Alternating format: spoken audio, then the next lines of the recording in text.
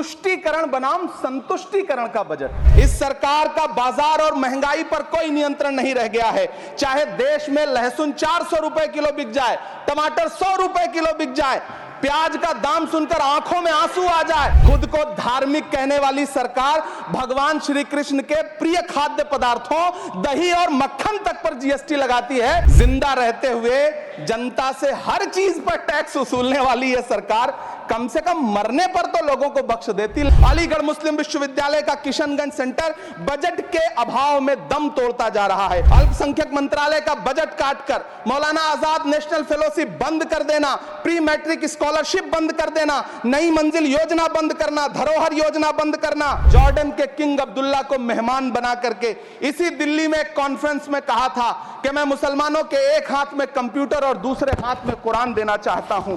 Computer देने की बात तो छोड़िए, पढ़ाई के लिए जो स्कॉलरशिप मिल रही थी उसको भी छीन लिया आपने। वो जहर देता तो सबकी नजर में आ जाता, सो ये किया कि हमें वक्त पर दवाएं न दी। मैं इस सदन में खड़ा होकर के देश की वित्त मंत्री महोदया से कहना चाहता हूं कि आपने अल्पसंख्यकों के बजट में जो कटौती की है उसको बहाल करिए। आपने मनरेगा को जो स्थिर रखा है उसका घाटा 9,754 करोड़ है, कम से कम उतना बढ़ा करके फिर से उसे बहाल करिए। नौजवानों के लिए रोजगार दीजिए, किसानों को एमएसपी की लीगल गारंटी दीजिए। कभी सुदामा पांडे धूमिल जी ने कहा था कि एक आदमी रोटी बेलता है, एक आदमी रोटी खाता है, एक तीसरा आदमी भी है जो न रोटी बेलता है न रोटी खाता है, वो सिर्फ रोटी से खेलता है। वो तीसरा आदमी कौन है? मेरे देश की संसद मौन है। सभापति महोदय, वो भी क्या दिन थे जब संसद में देश का बजट पेश होता था तो देश की सड़कें ठहर जाया करती थी। रेल बजट पेश होता था तो लोगों की उम्मीदें रेल के डिब्बों की तरह पटरियों पर दौड़ने लगती थीं। पूरा देश धड़कने रोक करके वित्त मंत्री और रेल मंत्री को सुना करता था। अफसोस, अब बजट पेश हो जाता है, मीडिया चैनल सरकार का महिमा मंडन करते हैं और बेचारी जनता बजट के आंकड़ों के शब्द जाल में उलझी हुई महीनों बाद समझ पाती है कि उसका तो फिर से कट गया। सभापति महोदय, पिछले 2 साल अमृतकालीन बजट पेश किए गए और इस बार एक नई शब्दावली गढ़ी गई है, तुष्टीकरण बनाम संतुष्टीकरण का बजट। सभापति महोदय, सुनने में कितना अलंकारिक लगता है ये शब्द। सोच रहा हूं देश की वित्त मंत्री और प्रधानमंत्री जी से पूछूं कि आखिर किसकी संतुष्टि? जिस बजट में मनरेगा के लिए 1 रुपए की बढ़ोतरी ना हो, वही पुराना 86,000 करोड़, जबकि पहले ही 9,754 करोड़ का घाटा हो, जिस मनरेगा से करोड़ों मजदूरों के घर में चूल्हा जलता हो, उस मनरेगा में काम करने वाले गरीब मजदूरों के लिए अगर आपके खजाने से 1 रुपया भी इजाफी नहीं निकल सका तो भला कौन संतुष्ट हुआ साहब? इस देश का गरीब मजदूर या आपके उद्योगपति दोस्त? वो जो महाराष्ट्र में लोकसभा और विधानसभा के बीच में 40 लाख मतदाता बढ़ाए गए थे, अरे उन्हीं के लिए मनरेगा का थोड़ा सा बजट बढ़ा देते। क्या उसमें मनरेगा का एक भी मजदूर नहीं था 40 लाख लोगों में? सारे के सारे 12 लाख की छूट वाले से आगे के लोग थे। सभापति महोदय, कल जब वित्त मंत्री जी देश की संसद में भाषण दे रही थी तो वहां मुंबई में कोई गरीब इंसान जब अपनी जेब टटोल करके अपनी मोटरसाइकिल में 1 लीटर पेट्रोल भरवा रहा था तो उस पेट्रोल की कीमत थी 103 रुपया प्रति लीटर। आखिर इतना महंगा पेट्रोल डीजल खरीद के कौन संतुष्ट हो रहा है? इस देश के गरीब लोग या फिर सरकार के चहेते धन्ना सेठ? सभापति महोदय, वित्त मंत्री जी इस बजट को मध्यम वर्ग को संतुष्ट करने वाला बजट बता रही हैं। अरे मैडम, हम आप यहां पर बैठे रहते हैं और वहां बाहर इसी दिल्ली में 1 लीटर दूध, चाहे वो अमूल का हो या फिर मदर डेयरी का हो, उसकी कीमत 73 रुपए लीटर है। इतना महंगा बेच करके कौन संतुष्ट हो रहा है? गरीब जनता या आपके धन्ना सेठ दोस्त? सभापति महोदय, इस सरकार का बाजार और महंगाई पर कोई नियंत्रण नहीं रह गया है। चाहे देश में लहसुन 400 रुपए किलो बिक जाए, टमाटर 100 रुपए किलो बिक जाए, प्याज का दाम सुनकर आंखों में आंसू आ जाए, लेकिन वित्त मंत्री महोदया बजट में महंगाई का मां भी नहीं बोलती हैं। बच्चों की किताब और पेंसिल तक पर टैक्स लगाने वाले सरकार से मैं पूछना चाहता हूं कि आप मध्यम वर्ग का हितैषी बताते हैं खुद को, तो शर्म नहीं आती है? खुद को धार्मिक कहने वाली सरकार भगवान श्री कृष्ण के प्रिय खाद्य पदार्थों दही और मक्खन तक पर जीएसटी लगाती है और बात करती है मध्यम वर्ग की हिमायती होने की। जिंदा रहते हुए जनता से हर चीज पर टैक्स वसूलने वाली यह सरकार कम से कम मरने पर तो लोगों को बख्श देती, लेकिन नहीं, वहां भी लूटना है। अंतिम संस्कार के सामान अगरबत्ती, धूप बत्ती, केवड़ा जल, चंदन पाउडर, जौ, बताशा, काला तिल, पंचरत्न, कपूर और कफन तक पर टैक्स लेने वाली यह सरकार किस मुंह से खुद को मध्यम वर्ग का हितैषी बताती है? कौन सी संतुष्टि, किसकी संतुष्टि? कदम कदम पर टैक्स देकर लूटने वाली जनता की, या फिर जनता से टैक्स वसूल करके धन्ना सेठों का खजाना भरने वाली सरकार की? किसकी संतुष्टि? सभापति महोदय, 18 अगस्त 2015 आरा का बिहार का ऐतिहासिक मैदान, सजा हुआ मंच, हजारों की भीड़ और सामने खड़े हुए देश के प्रधानमंत्री का भाषण। बिहार के भाइयों बहनों, आज मैं बिहार के लिए पैकेज की घोषणा कर रहा हूं।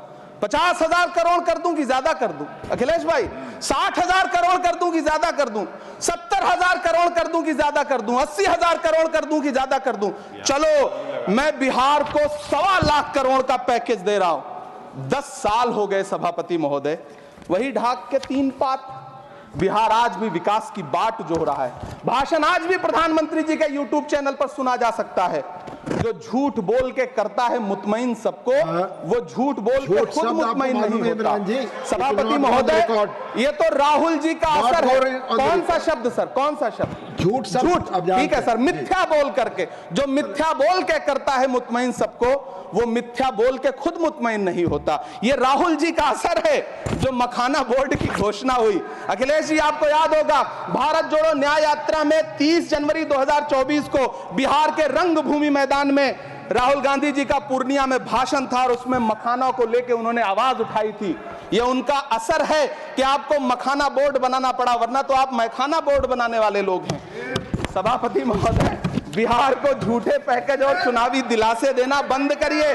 आज भी जब कोसी में बाढ़ आती है तो पूरा सीमांचल बर्बाद हो जाता है। मैंने उस तबाही को अपनी आंखों से देखा है। 2016-17 की बाढ़ में अपने इन्हीं हाथों से राहत सामग्री बांटी है मैंने। अगर सच में बिहार के लिए कुछ करना चाहते हैं तो बिहार को बाढ़ से बचाने का प्रबंध करिए। पूर्णिया एयरपोर्ट 10 साल से बाट जो रहा है, घोषणा 2014 में हुई, बन के आज तक तैयार नहीं हुआ। अलीगढ़ मुस्लिम विश्वविद्यालय का किशनगंज सेंटर बजट के अभाव में दम तोड़ता जा रहा है। मैंने पिछले बजट सत्र में भी आवाज उठाई थी। आज फिर वित्त मंत्री जी से अनुरोध करना चाहता हूं, दामन फैला करके, कि अलीगढ़ मुस्लिम विश्वविद्यालय का किशनगंज सेंटर बन जाने दीजिए।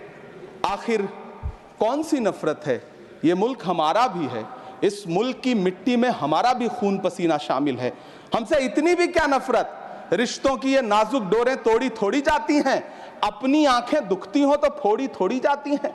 सभापति महोदय, अल्पसंख्यक मंत्रालय का बजट काटकर मौलाना आजाद नेशनल फेलोशिप बंद कर देना, प्री मैट्रिक स्कॉलरशिप बंद कर देना, नई मंजिल योजना बंद करना, धरोहर योजना बंद करना।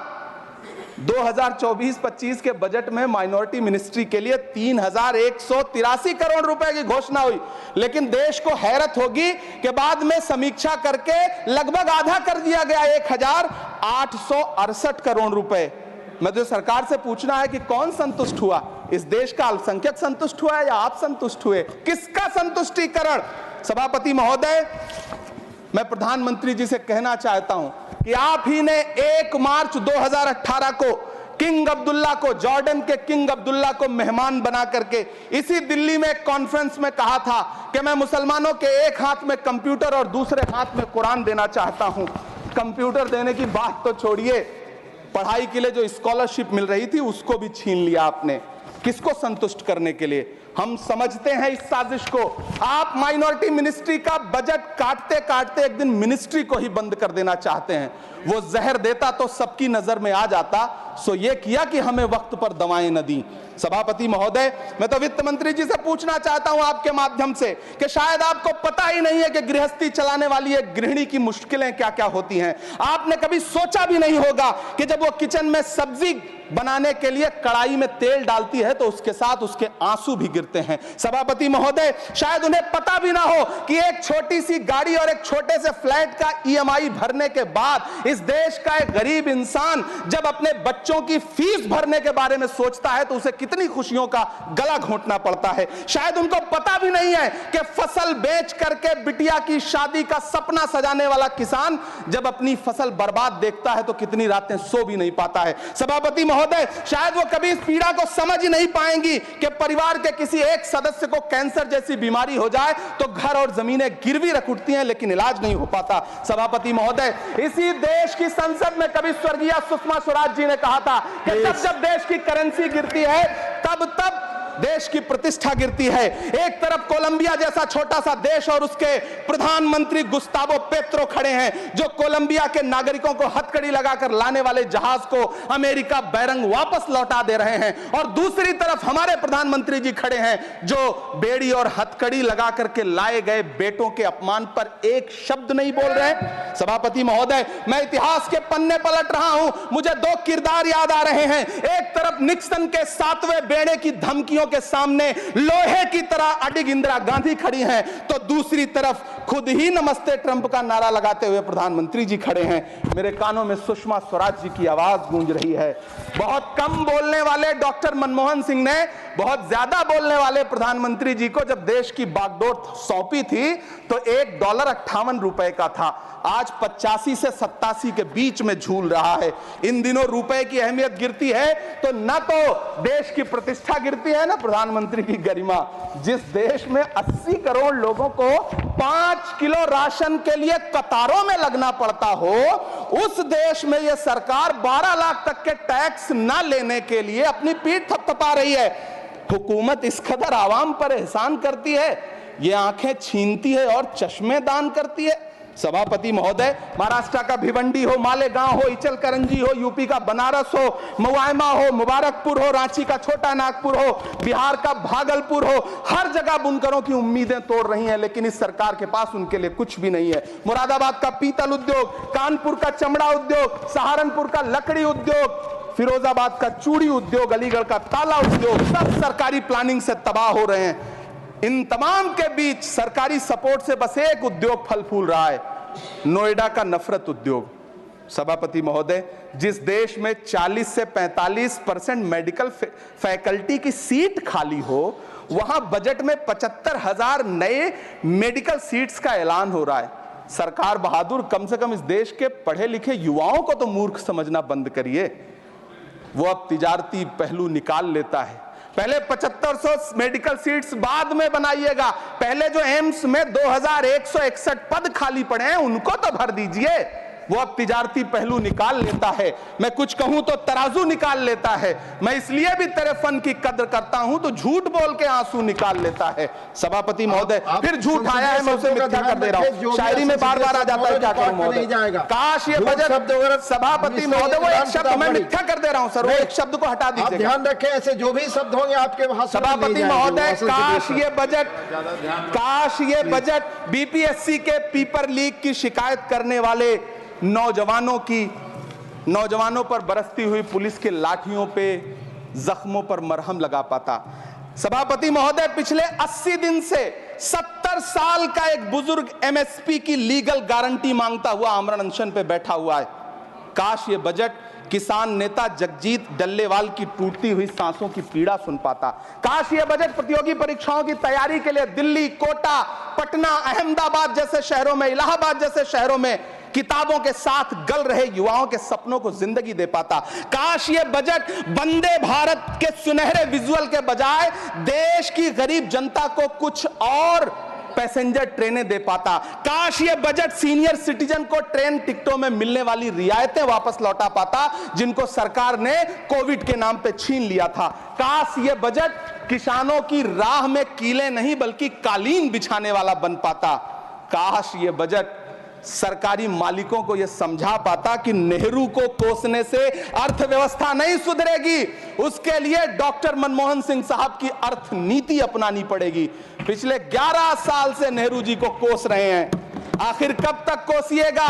थोड़ा पंडित नेहरू जी के बारे में पढ़िए, तब पता चले कि पंडित नेहरू की शख्सियत का नाम है। दुनिया का पहला ऐसा राजनेता जिसने अपनी जिंदगी की आजादी के लिए, देश की आजादी के लिए 3259 दिन अंग्रेजों की जेल में बिताए। पंडित नेहरू एक ऐसे महान शख्स जिनके पिता पंडित मोतीलाल नेहरू, जिनकी बहन विजय लक्ष्मी पंडित, जिनके बहनोई पंडित रंजीत सीताराम, जिनकी बेटी इंदिरा गांधी, जिनके दामाद फिरोज गांधी, सब ने अंग्रेजों से लड़ते हुए स्वतंत्रता आंदोलन में जेल काटी। आप किस मुंह से उनकी लकीर छोटी करने की बात करते हैं? नहीं कर पाइएगा, 7 जन्मों में नहीं कर पाइएगा, क्योंकि जिस्म की मौत कोई मौत नहीं होती है। जिस्म मिट जाने से इंसान नहीं मर जाते, धड़कने रुकने से अरमान नहीं मर जाते, सांसें थम जाने से ऐलान नहीं मर जाते। जिस्म की मौत कोई मौत नहीं होती है। सभापति महोदय, मैं आपके सामने खड़ा होकर के एक बहुत छोटी सी कहानी सुनाना चाहता हूं कि महान बादशाह सिकंदर ने जब यूनान फतेह किया तो जीत का जश्न मनाने के लिए शहर की सड़कों पर निकला। तो उसने देखा कि पूरा शहर तो जश्न मना रहा है, एक फकीर सड़क के किनारे चादर तान के सो रहा है। सिकंदर को गुस्सा आया, घोड़े से उतरा, उस फकीर के पास गया और उसे सोता देख करके उसे जोर की एक लात मारी और लात मार के कहा कि क्यों रे फकीर, मैंने यूनान फतेह कर लिया, लोग जश्न मना रहे हैं और तू सो रहा है। उस फकीर ने उन्नीदी आंखों से सिकंदर को देखा और देख करके कहा कि शहर जीतना बादशाहों का काम है, लेकिन लात मारना तो गधे का काम है। सभापति महोदय, गरीब जनता को लात मारना बंद करिए।